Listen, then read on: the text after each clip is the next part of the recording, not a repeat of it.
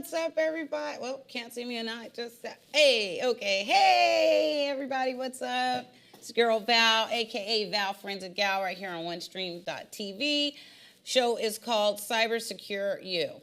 And we talk about tech issues and your privacy and your protection on your devices, along with security. It's so funny because my intro is always different. Let's welcome the co-host. Ding, ding, ding, ding, ding, ding, ding. And so let's get right into it. What we're going to be talking about today. I've got like one small discussion that happened in the news, and then we're going to get into the actual topic, which is called the Techy swag. Now, oh, that was Michael, y'all. Normally, what the heck was I going to say? I just literally lost my train of thought. Anyways, the Techy swag is basically what we're going to be talking about today. And I normally like to put a little news in front of that before I dig deep into the Techy swag. And normally I talk about privacy and different apps and monitoring and that sort of thing when it comes to cybersecurity. But I wanted to discuss the Techy swag simply because they have their own swag, and I absolutely, you know, as much shit as I talk about techies, I absolutely love their vibe. I love their swag, and, you know, they don't give a fuck. Anyways, let's jump into the first story, which involves this guy. Look at him. Okay. I didn't really take a good look at him. I just screenshot it and put it and sent it over. But this guy, his name is Joshua Browder. And guess what Joshua Browder tried to do? But first, let's just talk about who he is. Joshua Browder is a CEO at a New York-based company. It's a startup company called Do Not Pay. All right? Joshua Browder. And Joshua here thought he was real slick. He thought he was super slick. And let me back up again. The Do Not Pay isn't actually, it's a speeding ticket company, you know, tickets.com or there's a few companies that specialize in helping people with their traffic tickets and stuff like that. So he has a traffic ticket organization in New York City.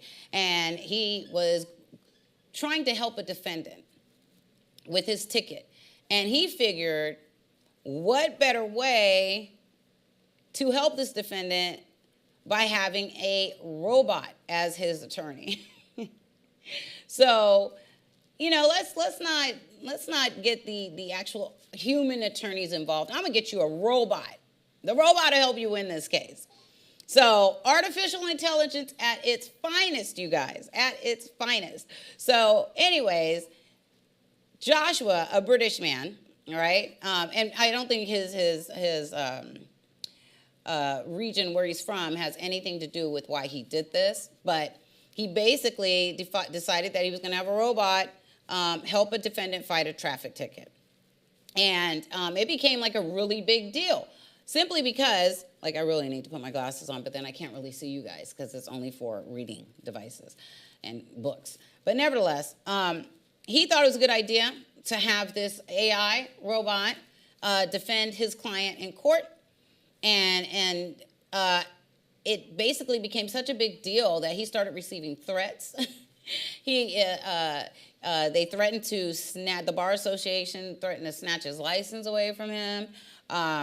He got, death threats, and what else happened to him? He was going to get barred from the Bar Association. They were not playing with this guy. So basically, how it's supposed to work, and I'm getting this from my information here, NPR. The person challenging the speeding ticket would wear smart glasses that both record the court proceedings and dictate responses into the defendant's ear from a small speaker. And then the system relied on a few leading AI text generators, and then it would speak on behalf of as an acting attorney. I find this very, puzzling. how, like, are we ready for this? I know they're trying to push it on us, but are we ready? I don't think we're ready to do away with the humanization of certain aspects of what we do.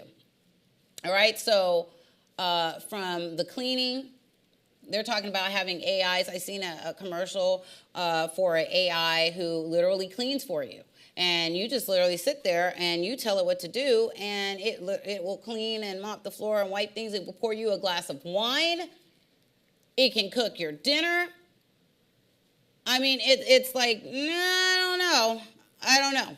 Is this the time for all of this? I know they're trying to do away. They, like last week, we discussed how they laid off so many techies, like Amazon, 18,000, Microsoft, 10,000. Like the numbers were astronomical where they're laying these guys off. And part of it is because they want to implement this I was going to say this person.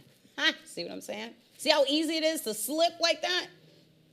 So imagine you having an artificial intelligent robot in your home doing all these things. You will eventually, just like when we discussed Alexa, think this is a human.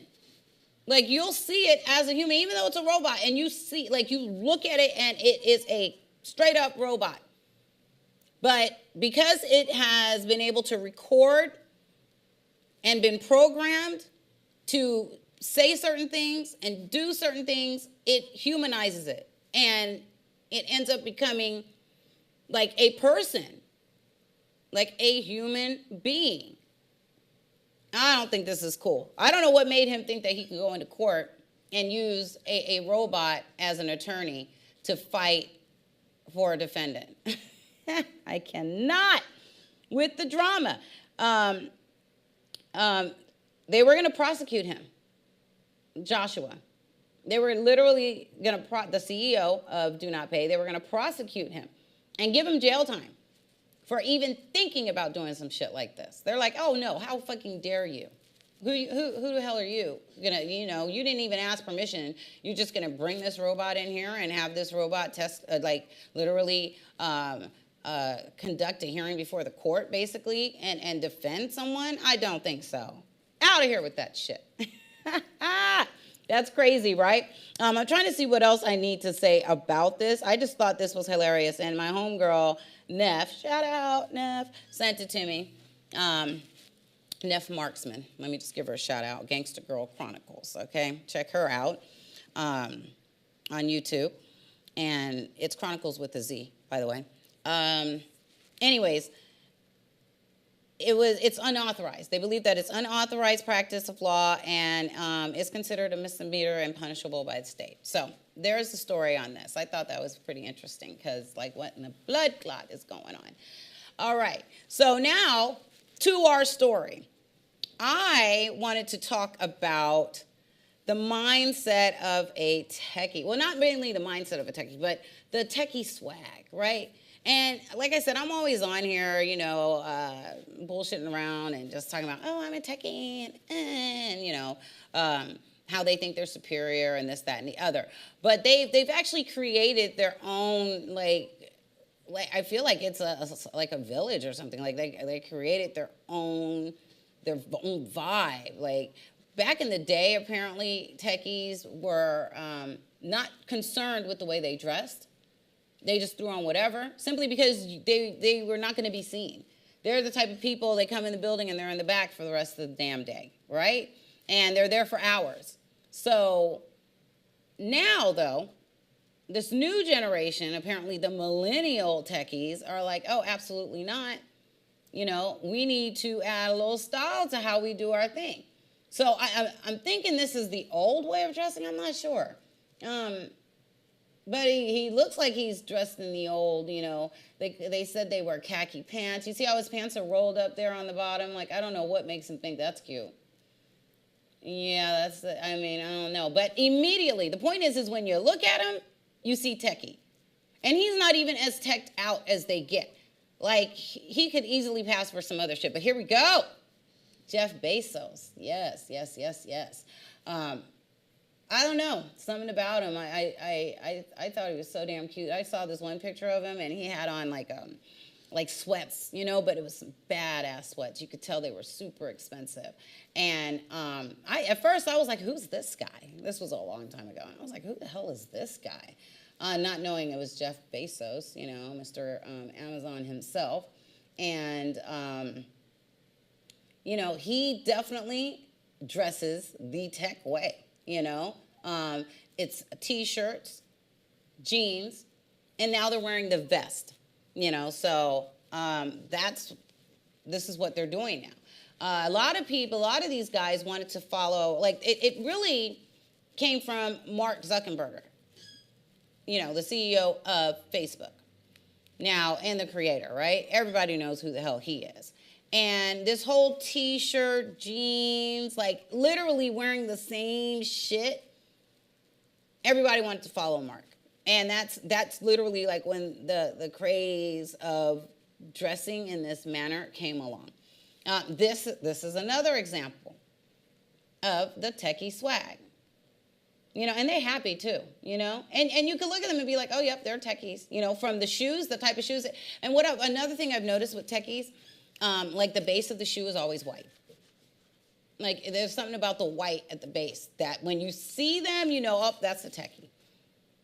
And the jeans and the T-shirt.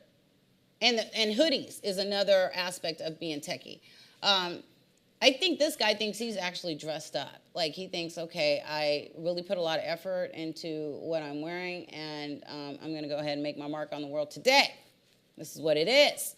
So this is what he feels like. So there's a lady in the Bay, San Francisco, Victoria Hitchcock, and she actually dresses these guys. Like they pay her. Her starting fee is $2,000 to advise techies on how to dress. Like she will literally sit there and have Zoom calls with them, have them send her pictures of what's in their closet. She'll even have them send pictures of what they wore like 2 years ago so that she can evaluate how they dressed back then to how she needs to move forward with them now, just to get a sense of their style and where they're at with style and fashion and dressing.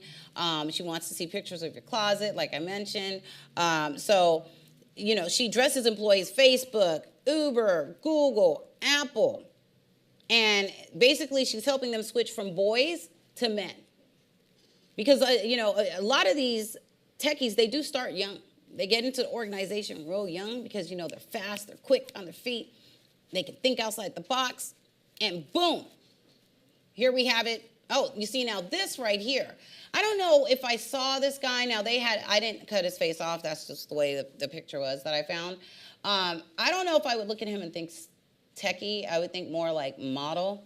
But they are putting him in that techie category. Although that's a badass jacket he's wearing. He looks good. I would not see him as a techie. But nevertheless, that's what they're putting up there. So she mentioned, Victoria, that a lot of the techies, they don't want to look sloppy. So when they're dressing, they go for that ease look, that relaxed look, but they do not want to look sloppy, yet they don't want to look too fancy with it. So they want to have that happy medium where they get the chill look, the comfortable, type of vibe going, but it doesn't look. So I've met a lot of techies, especially living in San Francisco, and I'm telling you, they spend a lot of money on their clothes. And we're talking just T-shirts and jeans. But one T-shirt can go upwards of $200 or more. And I'm like, for real? That just a plain white tee.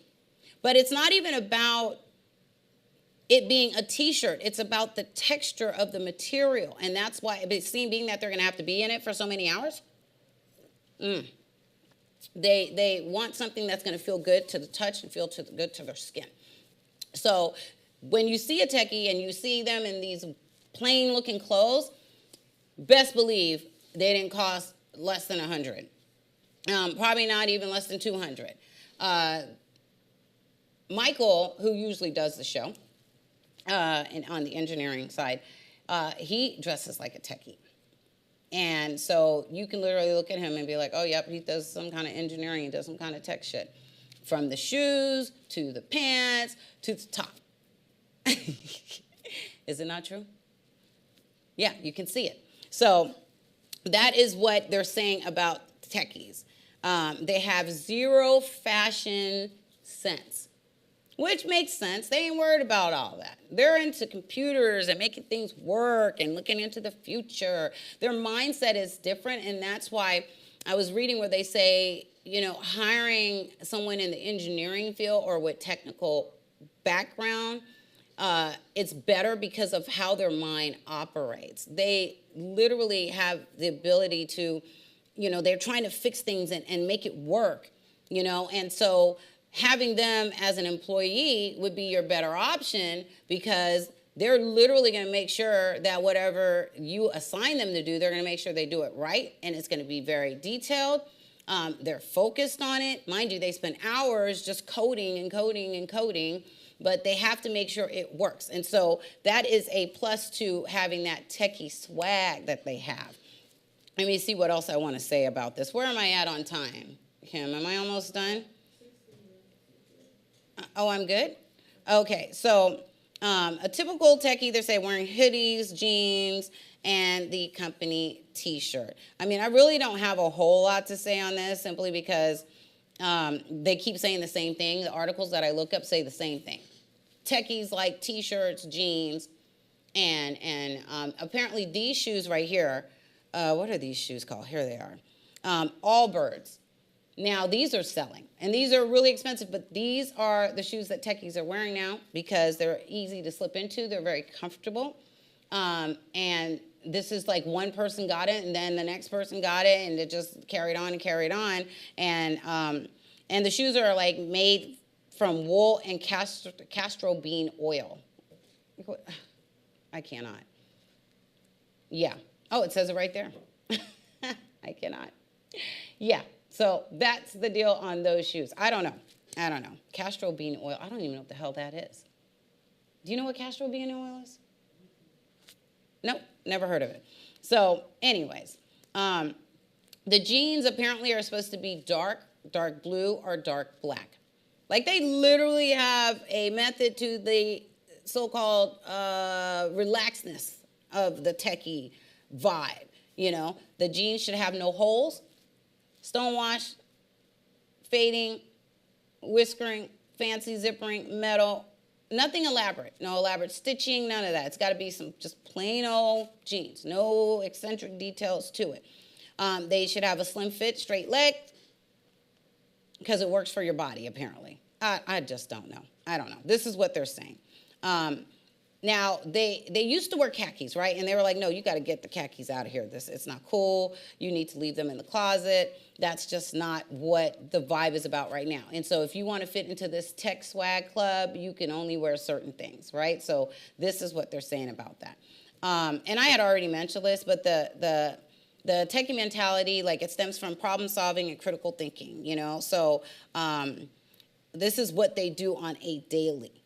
And they said 24 out of 100 undergraduates gets engineering degrees. And that's pretty cool. But they're into innovation and inventions and hard skills like coding. Now, I actually went to Full Stack Academy for a little bit, but I got hacked and I had to leave the program after like 3 months. Oh, it was horrible. Nevertheless, like I'd put something in Python and it would spew it out in Linux. Like how the fuck does that happen? I pull up the program, it's supposed to be, I pull up Python, it should show Python, but that's not what happened. It showed Python on the top and Linux on the bottom, and it was literally, that's why I was always getting it wrong, even though I'm literally following what the instructor put on the notes. And I put it in Python, and it kept spewing it out in Linux, and I was like, what the fuck is going on here? And finally, I figured it out myself, like, wait a minute. And mind you, I was new to the situation, to coding. But I did learn a little bit about it, and I learned a little bit about the techie swag. And a lot of times just looking at them, I always wonder, like, what's going on in their mind right now? Because I've always seen them as, like, introverts. but they've become a little bit more than that now. Back in the day, they were introverted, and again, they were tucked away. So, but now because they're coming to the forefront, and these guys are worth so much money now, and they're doing these startups, and so they're spreading the word about what they're doing, and they're getting out there more. Again, there's a whole vibe and a swag with them, and they're not as introverted as one would think. They have something to say. They are normal individuals just like the rest of us, even though before I think they are definitely not like how regular people are. I always thought they were a bit unusual, but they're unusual for a reason. Like they think differently, and that's why they do what they do, and that's why they make the money that they make. So it's a great field to go into. That's what I do know.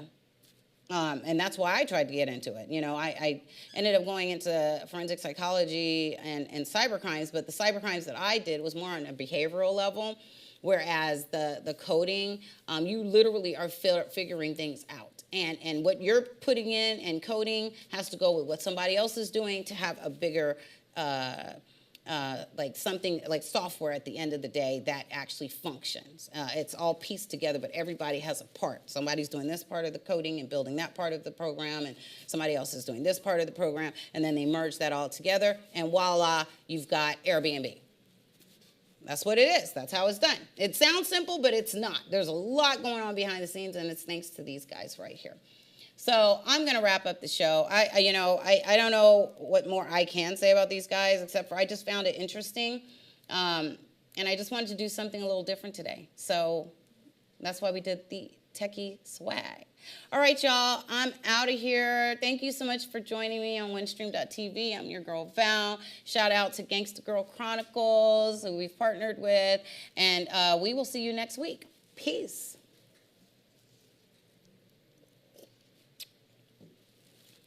Oh, did I forget Cash App? Boop, boop. Yay! Whoop, whoop.